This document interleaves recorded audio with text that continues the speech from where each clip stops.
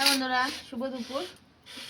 আর দুপুরে আজকে স্যাটারডে, সরস্বতী পুজোর পরের দিন, তাই নিরামিষ। তোমরা তো জানোই নিরামিষ মেনু নিয়ে চলে এসেছি, কিন্তু নিরামিষ হলে যাবে যে অনেক কিছু আছে আর হেভি হেভি আছে, সবার পছন্দ মতো আছে আজকে, তাই না? আজকে কারো একার পছন্দ মতো না, সবার পছন্দ মতো। আর ভাত আজকে যথারীতি বেড়ে নিয়েছি, ভাবছিলাম একবার ঘরেই খাবো, তারপর আবার ওর বাবা বললো যে রোদ্রে যাবে, এখন চলো। আমার একটু জ্বর জ্বরও লাগছে, শরীরটা ভালোও লাগছে না, এত কাশি এত ঠান্ডা যে মানে ইয়েও লাগছে না। তাই এই যে দেখো ভাত বেড়ে নিয়েছি।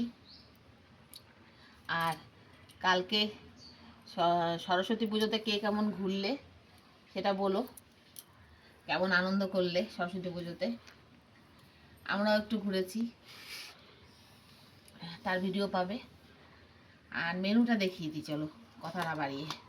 এই যে ভাত তো বেড়ে নিয়েছি, সঙ্গে রয়েছে কলই শাক ভাজা, ছিম দিয়ে কলই শাক ভাজা শুকনো লঙ্কা দিয়ে। এই দেখো এটা একটা শুকনো লঙ্কা দিয়ে।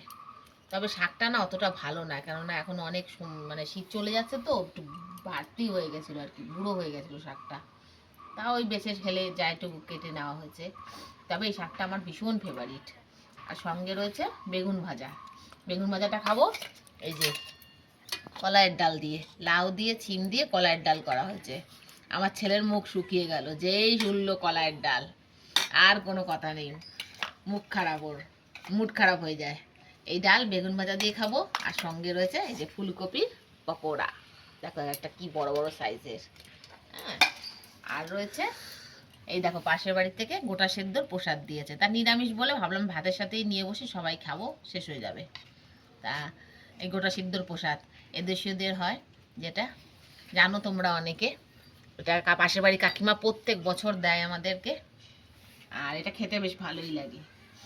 আর রয়েছে সঙ্গে আলু পোস্ত, মটরশুঁটি দিয়ে আলু পোস্ত করেছি আজকে। ছেলে বলেছে আলু পোস্ত করো মা, কেননা ও আলু পোস্ত ভীষণ ভালো খায়, তাই আমি তোমার মটরশুঁটি দিলাম শীতের দিন বলে। তা পোস্তটা মনে হচ্ছে ভালোই হয়েছে, সবই ভালো হয়েছে, খাওয়াটা ভালোই হবে, জমে যাবে। আর এই আবার একটু ঠাকুরের দই নিয়ে বসেছে কালকের। তো যাই হোক, এই আজকের আয়োজন। চাটনিটা আর বার করিনি, ওইটা দেখে। তাহলে দেখা হবে খুব শিগগিরই আবার নতুন একটা ভিডিওতে। এখন ভিডিওটা তাহলে শেষ করি, আর খুব আবার তাড়াতাড়ি ফেরত আসবো, কথা দিচ্ছি। ততক্ষণের জন্য ভালো থেকো, সুস্থ থেকো।